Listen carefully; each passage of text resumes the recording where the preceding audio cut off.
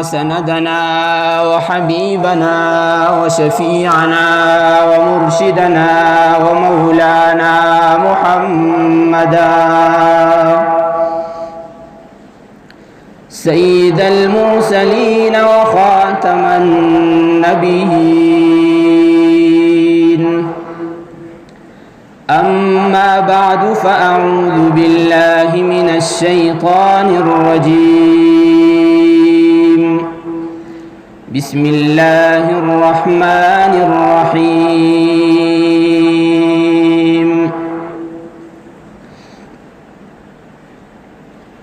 ولنبلونكم بشيء من الخوف والجوع ونقص من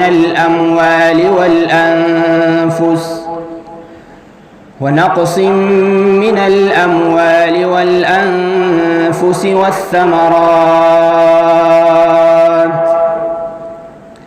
وبشر الصابرين الذين إذا أصابتهم مصيبة قالوا إنا لله وإنا إليه راجعون.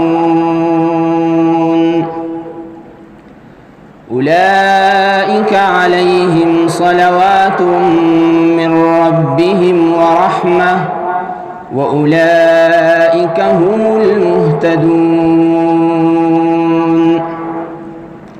وقال النبي صلى الله عليه وسلم: الصبر ردائي. وقال عليه الصلاة والسلام: إذا أحب الله تعالى ابتلاه وإذا صبر اجتباه وإذا رضي اصطفاه، أو كما قال النبي صلى الله عليه وسلم: مولاي صل وسلم دائما أبدا على حبيبك خير الخلق كلهم، هو الحبيب الذي ترجى شفاعته لكل هول من الأهوال مقتحم. درود شريف ويا اللهم صل على سيدنا ومولانا محمد وبارك وسلم. قابل قدر معزز مسلمانان ورونو، قرآن مجید کی اللہ جل جلالہ بعض احکامات په تاکید سره او ډیر په زور سره بیان کړی دي. هغه احکاماتو کې یو حکم چې کوم دی هغه د صبر د تلقین دی.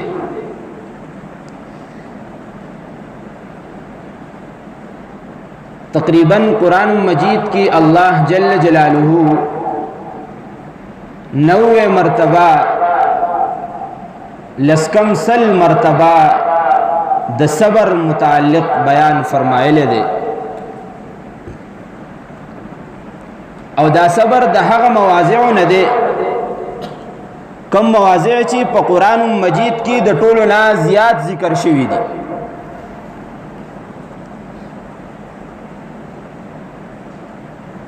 کدا د دې امت سره تعلق ساتي او یاد تیر شو امتونو سره تعلق ساتي، خود صبر متعلق الله جل جلالہ لسکم سل مرتبہ په قرآن مجید کې ذکر کړی دی. د دینه د صبر اهمیت معلومی. اوس موږ صبر زده کو چې صبر ویلې شي ستا.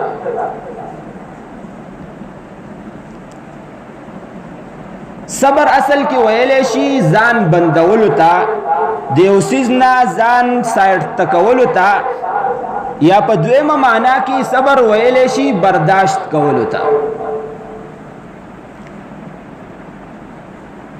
چونکه انسان الله جل جلاله داسې یو هستی پیدا کړی ده چې طبعی طور په د باندې سهالات راشي، مشکلات راشي، مصائب راشي، نو دې احزاری کوي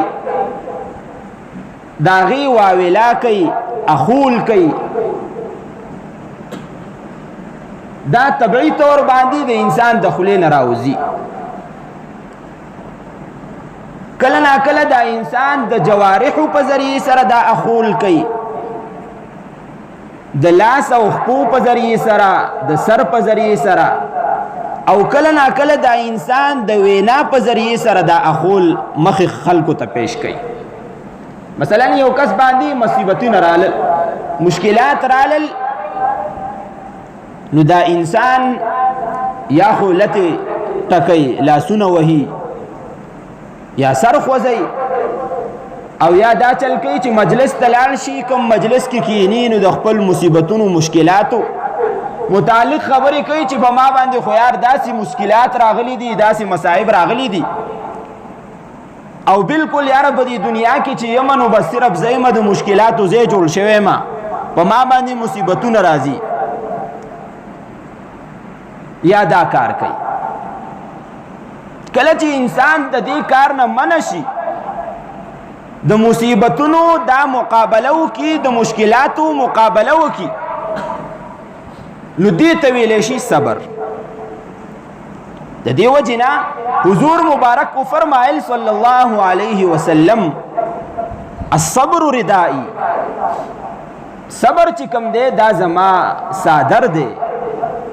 څنګه چې په صادر کې انسان په ګرمۍ کې یا په یخنۍ کې د هغې د اټیک نه ځان بچ کوي، دغه شان دا صادر چې کوم دی د صبر، دا انسان د الله جل جلاله د نافرمانو نه بچ کوي. دا انسان تا په دې خبره باندې مجبوره کوي چې دې شکر ادا کړي، چونکه د الله تعالی د طرف نه هر انسان په هر وخت کې په ابتلا او امتحان کې دی. څوک دا نه وایي چې په ما باندې خوشي رااله نو زه اوس د الله جل جلاله د امتحان نه ووتم. نه، ستا خوشي هم د الله جل جلاله د طرف نه پتا امتحان دی، او ستا غم هم د الله تعالی د طرف نه پتا باندې امتحان دی. که یو سړی مړ شي د مرګ د هغه د پاره امتحان دی، خو که یو سړی ژوندی دی د دې بل کس دا مرګ د دې سړي د پاره امتحان دی، ابتلا ده. د دې وجې نه خو الله جل جلاله د دې صبر تلقین دومره ډیره مرتبه قرآن مجید کې ذکر. خو کامیاب خلق کوم دی؟ مختلف خلق دنیا کې چا باندې مصیبت راشي نو څوک خو څنګه چې ما ذکر کړل ستاسو مخې ته ویلا کوي، خپل ځان وهي، شکوې کوي، شکایتونه کوي.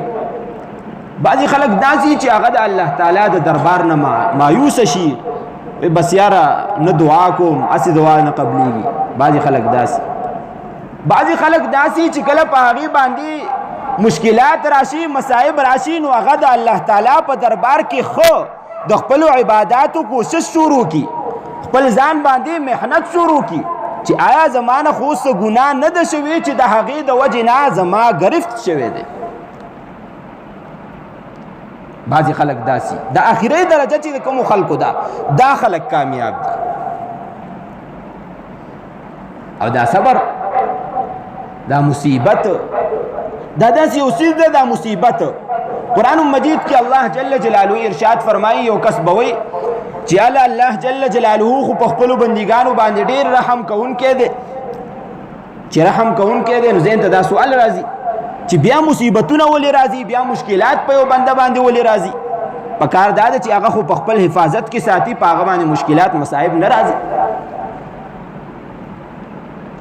نو دې خبره باندې موږ ځان پوه کړو چې دنیا چې کوم دا ځای د ابتلا دی، ځای د امتحان دی. عبدالرحمن مشي دې کې دا لږه بټن د دغه واړوئ، دې میک چې کومه بټن د ای کو دا بنده کړئ. میک څه کوم ورکړ؟ دا ځای د امتحان دی. دلته کې الله جل جلاله زمونږ امتحان اخلي چې چې آیا دا بندا کره دی که کوټه دی. مونږ سوچ وکړو خپله معاشره کې د خاورې نه لوهار یو منګی جوړ کړي چې کله هغه وچي بیا یې وټکئ د دې دپاره یې وټکئ چې هسې نه دا منګی خو چې کوم دی کچه نه دی، دا منګی کچه نه دی، د 10 روپو منګی هغه ټکئ د دې دپاره چې دا کچه نه وي. دغه شان انسان الله جل جلاله په دنیا کې د ټولو نه عظیمه هستی پیدا کړې ده په مخلوقاتو کې.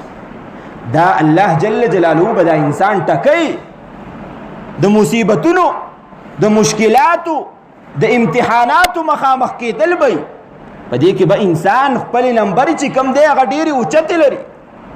که چېرې یو انسان په دې امتحان کې ناکامه شو هغه همیشه دپاره ناکامه دی. د دې وجې نه حضور صلی الله علیه وسلم د صبر متعلق ارشاد وفرمایو اذا احب الله تعالی عبده، کله چې الله جل جلاله د خپل بنده سره محبت اراده لري نو ابتلاه، هغه بنده په مصیبت کې اخته کی، په امتحان کې اخته کی، هغه ته مشکلات راولي. بیا ګوري الله جل جلاله چې د دینه بعد دا انسان ما پیدا کړی دی، دا زما ملکیت دی، د دینه بعد د سرویه ده. بیا حضور صلی الله علیه وسلم ارشاد وفرمایو اذا صبر اجتبا، کله چې دا انسان صبر وکړي په هغه مصیبت باندې دی چاته د هغې اظهار ونه کړي نو الله جل جلاله هغه خپل غوره بنده جوړ کړي. و اذا رضی اصطفا، کله چې هغه بنده په خپل ځان باندې د دې مصیبت څه اثرات ښکاره نه کړي بلکې څنګه چې مخکې خوش و خرم دی دغه شان هغه په دې معاملاتو کې په دې مشکلاتو کې تیریږي، د الله تعالی شکر ادا کوي نو الله جل جلاله اصطفاه هغه په ټولو بندګانو کې د خپل ځان دپاره یو غوره بنده جوړ کړي. دا د صبر د وجې نه ما چې کوم آیات مبارکه ستاسو مخکې تلاوت کړی و، د آیات مبارکه کې الله جل جلاله یو عجیب طرف ته اشاره کوي چې اے مسلمانانو تاسو باندې به خامخا ازمیښتونه راځي، تاسو به خامخا په مشکلاتو کې په مصیبتونو کې به پرېوځئ، خو د هغې مشکلاتو کله به د مال په صورت کې ستاسو سره به مال ختم شي، کله به د اولاد په صورت کې د جانونو په حیثیت هغه جانونه به ختم شي، کله به ستاسو باغونه ختم شي، ستاسو به هر یو څیز ختم شي، خو لیکن الله جل جلاله ارشاد فرمایي چې تاسو به یو خبره کوئ، هغه خبره به دا چې انا لله و انا الیه راجعون. انا لله و انا الیه راجعون مطلب څه دی؟ دی انا لله و انا الیه راجعون کې الله جل جلاله مسلمانانو ته دا ارشاد فرمایي چې ته زما ملکیت یې، انا لله زه خاص د الله تعالی دپاره یم، و انا الیه راجعون هغه طرف ته به زه ځم واپس کېږم.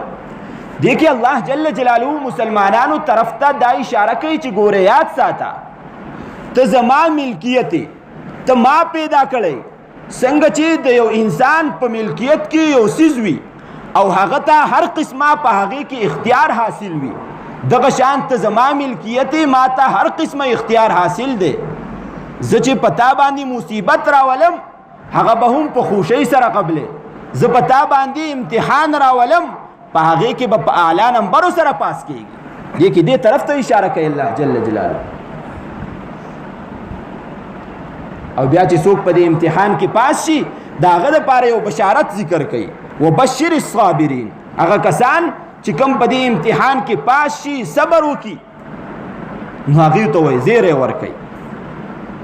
دا صابرین کوم خلک دي؟ الذین اذا اصابتهم مصیبه، کله چې ورته مصیبت ورسي د دنیاوي وختي طور باندې هغه ته څه مشکلات راشي نو هغه آهزاري نه کوي، مایوسي نه اختیاروي، هغه دا خبره کوي چې الله جل جلاله زه خو ستا ملکیت یم، ستا چې زما متعلق سره زاوي په هغې باندې زه رضا یم. او بیا الله جل جلاله د دغې خلکو دپاره خپل رحمت راوری، اولئک علیهم صلوات من ربهم ورحمه واولئک هم المهتدون.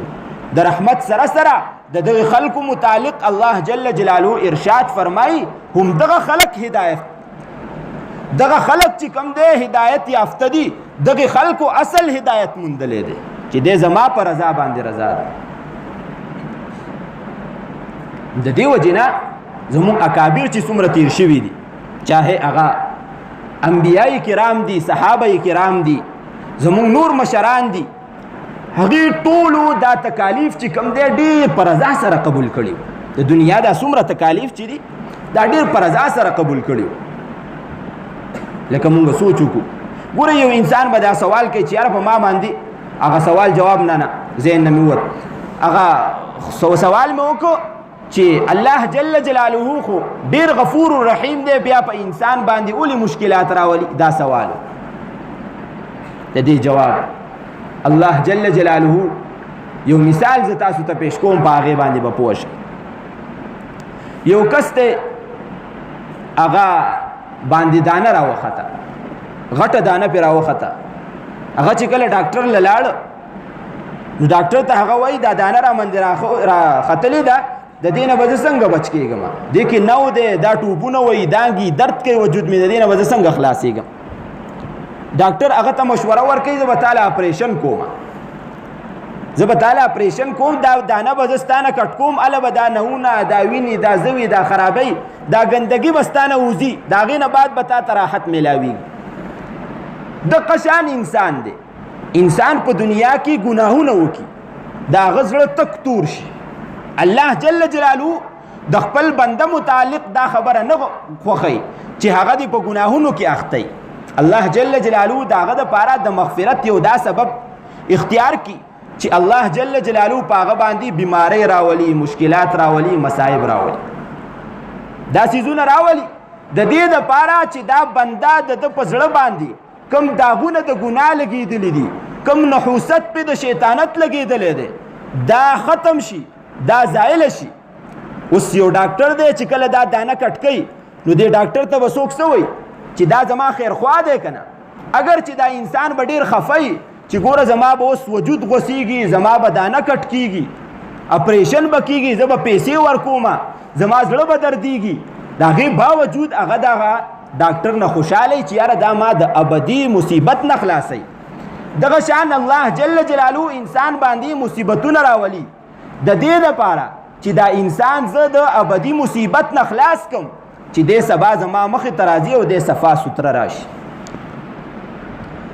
دغه شان یو انسان دی، یو ماشوم دی، هغه ځان څښاکي ماشوم دی، لا په پرتوک کې میتیازي وکړي وغیره، نو د هغه مور هغه راواخلي او هغه ګرمې اوبو باندې ولمبوي، هغه خو مضبوط مضبوط ومږي، هغه باندې صابون ومږي.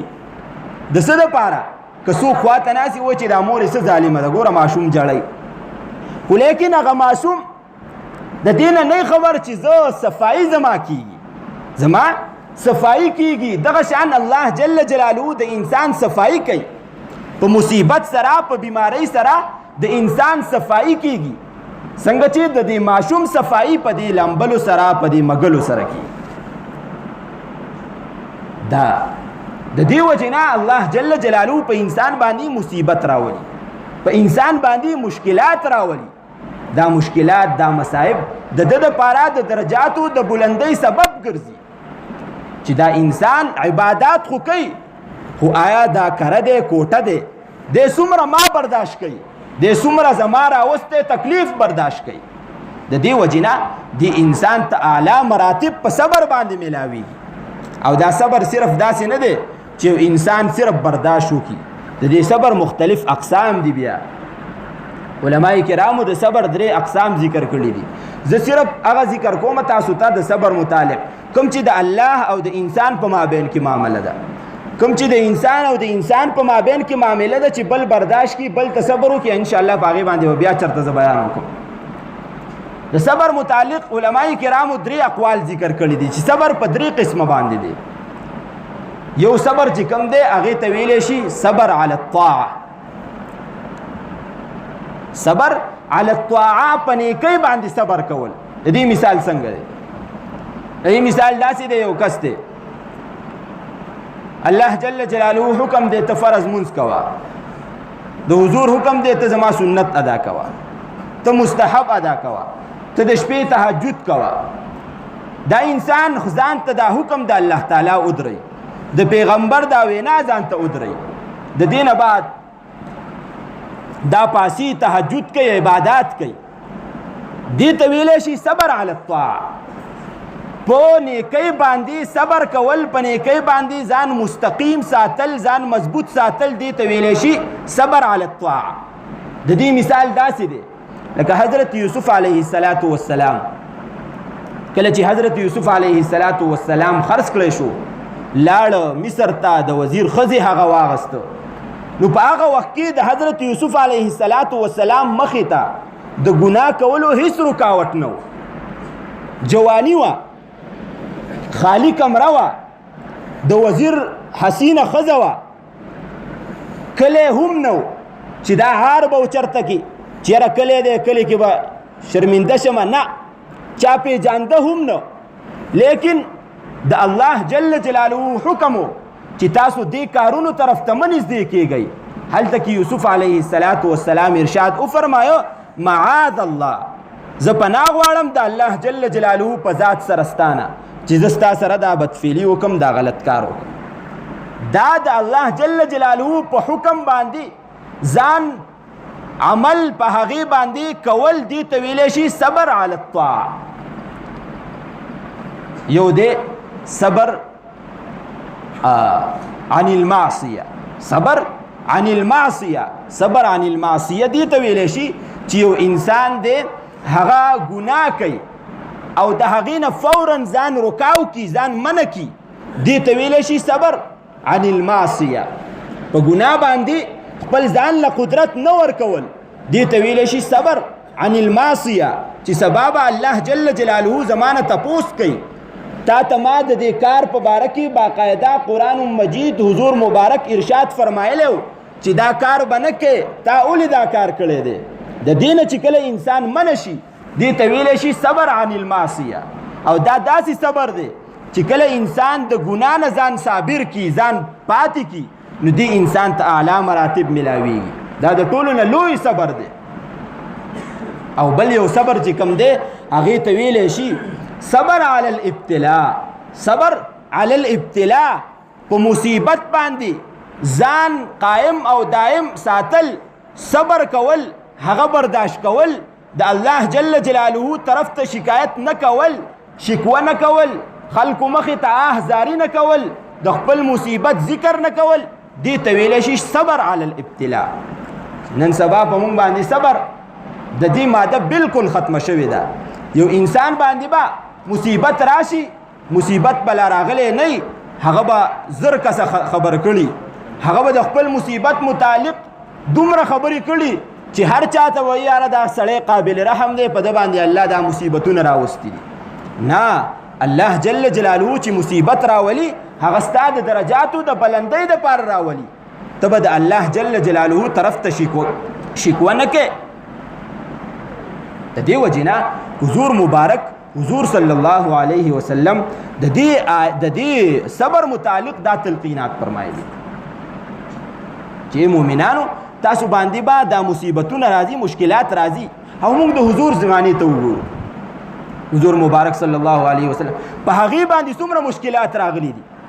کله چې د طائف سفر واپس را روانو، نو وینې چې کوم دی پڼې ډکې وي، خو د هغې وخت کې هم مصیبت د چاته دا نه وایي چې یاره دا چلو شو، دا چلو شو. نه نه نه نه نه، صرف یو ارشاد فرمایي، اے الله جل جلاله، زه خپل شکایت صرف ستا طرف ته کوم، ته زما ربي، زه ستا طرف ته دا شکوه کوم چې زه ډېر کمزور یم، زما دا قوم چې کوم دی دا خبرې نه مني. صرف دا شکایت الله جل جلاله ته وکړو. دغه پیغمبران دي د چا په مخ کې به د خپل مصیبتونو ذکر نه کاو. انما اشکو بثی و حزنی الی الله.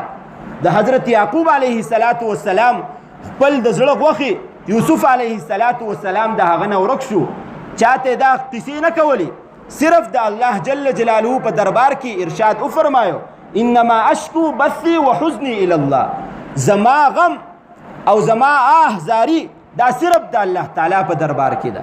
دغه ایوب علیه السلام دی کله چې الله جل جلاله په هغه باندې بیماری راوسته نو هغه د الله جل جلاله په دربار کې आवाज کوي چې الله جل جلاله زه صرف ستا بنده ما، تا په ما باندې دا بیماری راوستې ده، ته زما سره ښه معامله وکړې. همدغه وجه ده چې الله جل جلاله تر قیامت ورځې پورې د حضرت ایوب علیه السلام صفت څه ذکر کو چې الله جل جلاله ارشاد فرمایي چې ډیر ښه بنده و، ډیر صابر بنده و، انه اواب او زما طرف ته رجوع کوونکی بنده و. دا د دې انبیای کرامو لوی صفات دي چې الله جل جلاله د صبر د وجې نه هغې ته په ټوله دنیا کې شهرت په ښه حیثیت سره ورکړی دی. رونو زمونږ اکابر که مونږ وګورو نو هغې دومره مشکلات برداشت کړي دي، دومره مصائب د دې دین دپاره برداشت کړي دي، د هغې باوجود هغې چاته شکوه نه ده کړې. د حضرت حسین احمد مدني رحمه الله د شیخ الهند شاګرد دی. کله چې شیخ الهند رحمه الله په مالټا جیل کې گرفتار کړی شو د انګریزانو په وخت کې په هندوستان کې، نو هندوستان کې په هغه باندې په مالټا جیل کې ډیر زیات تکالیف راړل، ډیر زیات تکالیف راړل، تر دې پورې لیکلی شوي دي چې حضرت شیخ الهند رحمه الله با په سکورلټو باندې سملولی شو. کله چې په سکورلټو سملولی شو او راپاوی سو نو بیا به یې تپوس کو وی انګریز برداشت کې که نه، هغه به ورته یو جواب وي چې زه د امام ابو حنیفه زوی ما، زه د امام احمد بن حنبل زوی ما، زه د امام شاه ولی الله مسند هند زوی ما، زه خپل ایمان د خپل زړه نه نشم وستی، زما جان دی وځي، زما د زړه نه دی روح وځي، زما جسم دی ختم شي، لیکن زه خپل ایمان په تا باندې نشم خرڅولی. او یو ارشاد به فرمایه او جمله به فرمایله چې ای انګریزانو، او خپل شاګرد حسین احمد مدني رحمه الله ته به هم فرمایل، هغې به ورته بار بار وی ای استاد محترم، امام محمد رحمه الله خو کتاب الحیل لیکلی دی، ته یو هیله وکړه او داسې یو خبره وکړه چې هغه ظاهري طور باندې د دې انګریزانو دپاره درست وي، اگر چې حقیقت کې هغه د دې خلاف وي. هغې به ورته وی نه، کوم نوم چې ما د الله جل جلاله سره د هغه په رجسټر کې لیکلی دی، زه دا نشم برداشت کولی چې د هغه د الله جل جلاله د خاص بندګانو د رجسټر نه خپل نوم وباسم او د انګریز په رجسټر کې خپل نوم ولیکم. دا د څه وجې نه؟ هغې خپل ځان په دې مصایبو باندې، په دې مشکلاتو باندې داسې ګڼلی و چې دا د هغې و. داسې هغه شاعر فرمایي که نه، شاعر فرمایي چې کله په یو انسان باندې مصیبت راشي او دی زاری وکړي نو دی د ځان ته بیا دا دعوی نسبت نه کوي چې زه د الله تعالی خاص بنده یم، ځکه چې کله یو حبیب، کله یو محبوب په یو محب باندې په خپل محبت کوونکي باندې ظلم کوي نو هغه ته د هر څه نه هغه خوښ وي. ولې ورته خوښ وي؟ د هغه هره یوه ادا هغه محفوظ کړي وي. هم د دې وجې نه د حضرت ابوبکر صدیق رضی الله متعلق راځي، کله چې هغه وایي سخت بیمار شو نو یو صحابي راغی هغه نه تپوس کوي و ای ابوبکر صدیق رضی الله تعالی عنه تا ته څه مصیبت دی؟ ولې؟ وایي زه بیمار یم. وایي څه ډاکټر راغلی دی تاله؟ ابوبکر صدیق رضی الله تعالی عنه ارشاد فرمایي او ډاکټر خو زه لیدلی یم. وی ډاکټر چې ولیدی نو څه یې راته ووي؟ وی ډاکټر چې کله زه ولیدم، طبیب زه ولیدم، نو ما ته ارشاد وفرمایو انی فعال لما یرید، یعنی الله جل جلاله زما طبیب دی، هغه زما مرض هم راولي، هغه به زما مرض هم ختموي، هغه زما مشکلات هم راولي، هغه زما مشکلات هم ختموي. الله جل جلاله ارشاد وفرمایو انی فعال لما یرید، زه چې څه غواړم هغه کوم. چې الله جل جلاله په مصیبت کې مونږ خوښ یو، مونږ ته مصیبت قبول دی. دا د تصوف لویه درجه ده چې انسان په مصیبت باندې، مشکلاتو باندې رضا اختیار کی. هم د دې وجې نه حضور مبارک ارشاد وفرمایو کله چې په یو انسان باندې مصیبت راشي او دی په هغې باندې رضا شي، اذا رضی، کله چې په دې باندې رضا شي نو اصطفاه، دا بنده الله جل جلاله د ټولو مخلوقاتو نه غوره بنده ځان ته شماري. دا د دې وجې نه دا زمونږ اکابر چې د لوی مقام ته رسېدلي وو دومره لوی